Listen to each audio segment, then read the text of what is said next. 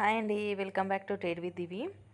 So ఇవాళ market ఎందుకు moment ఇచ్చింది అనే చిన్న లాజిక్ చెప్తానండి. యాక్చువల్గా మార్కెట్ 10th డే నుండి ఒక ఛానల్లో మూవ్ అవుతుంది. అది ఇవాళ టాప్ హిట్ అయింది.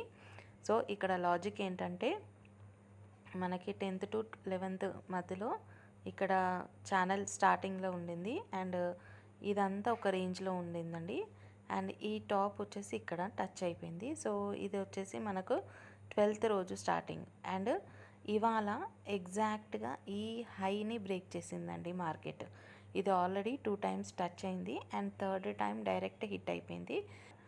ఎందుకు ఇంతలా బులిష్ మూమెంట్ వచ్చింది అంటే మనకి వన్ ఆఫ్ ది రీజన్ ఇక్కడ ఛానల్ లో.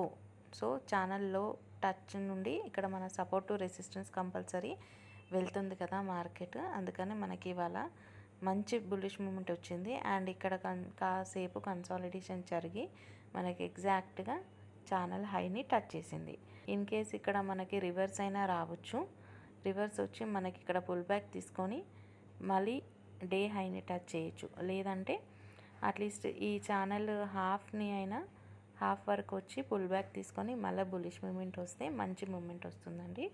అండ్ ఇక్కడ ఇంకొక లాజిక్ ఏంటంటే ఛానల్ ఆల్రెడీ 3 times టచ్ అయింది, 1 2 3.